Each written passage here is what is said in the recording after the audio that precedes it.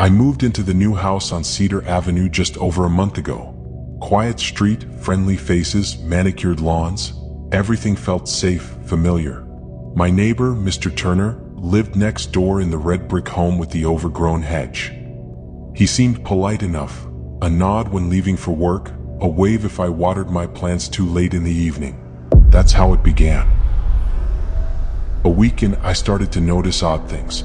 At night, the light in Mr. Turner's upstairs window stayed on far later than anyone else's. A faint figure wandering behind curtains. One night I heard low humming just outside my window, just behind the hedge. I dismissed it as my imagination. But then, I leaned out of my window one evening to water my front porch plants. I heard the hedge rustle intensely.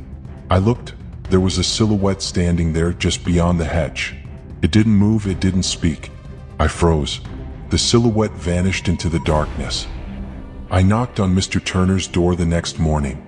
He answered, expression blank but polite. "Everything all right?" I asked. He said yes, he'd been tidying up. I tried to ask about the silhouette. He smiled and said I must have imagined it. I let it go, but I felt watched. A couple of nights later, I awoke at exactly 3:13 a.m. I don't know why I remember the time so precisely. I sat up, listening. My street lamp outside flickered, then went out. Silence. Then, thumping. From next door. Slow, heavy thuds. 1, 2, 3. I held my breath. I thought maybe someone was moving furniture, but this felt wrong. The thud stopped. A faint scratching followed, behind my wall or maybe the shared fence. I reached for my phone. The screen lit up the room. And there, outside my window, I saw it. The door of Mr. Turner's house sliding open a crack.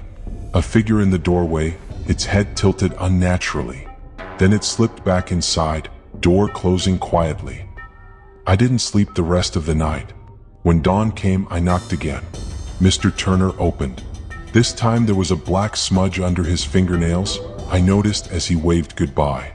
He said, "Just cleaning out the gutters." I didn't ask more. It was Saturday afternoon. I cleaned my garden, trimmed the hedge between our houses. I felt nervous trimming it because of the earlier silhouette. But I thought, fresh air, bright daylight, nothing to fear. Then I found it. Beneath a loose board at the base of his hedge, a small metal latch. I lifted the board. Underneath was a narrow crawl space, leading under the hedge toward his property line. I froze. What was this? My heart pounded. I looked around, no one in his yard. I closed the board quickly and backed away. I didn't tell anyone yet, didn't want to sound crazy. But I knew something was wrong. That night I lay in bed listening.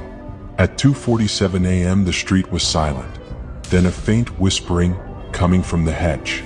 I sat up and saw the figure again, standing motionless just behind the hedge, its head cocked sideways.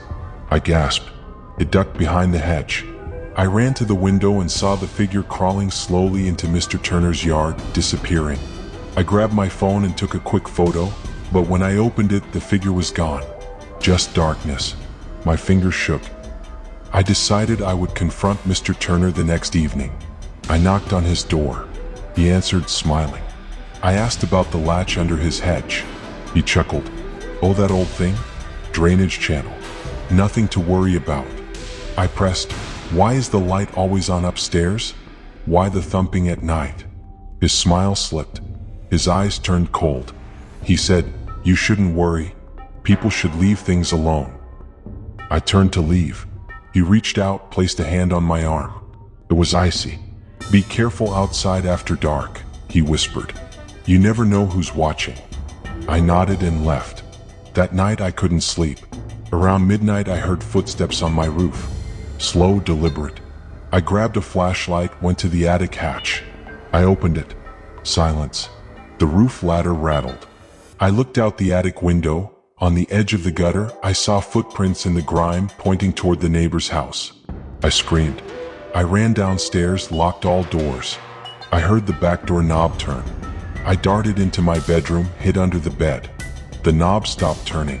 Then, heavy breathing outside my door. Pause. Then a voice, Mr. Turner's voice. "You shouldn't leave little gaps, neighbor." A soft tap on the wood. Then, nothing. In the morning, I called the local police and told them everything.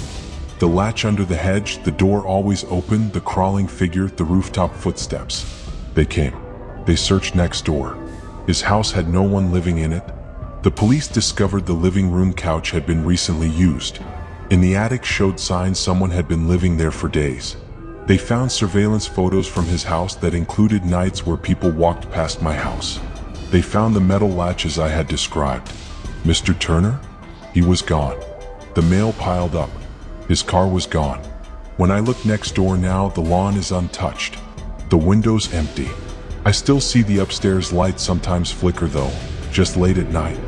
I still hear the humming behind the hedge. And I know there's someone watching. Maybe from behind the hedge. Maybe from within the house next door. And I cannot leave, because now I live here. They know where I sleep. They know when I wake. And perhaps they wait for the perfect moment.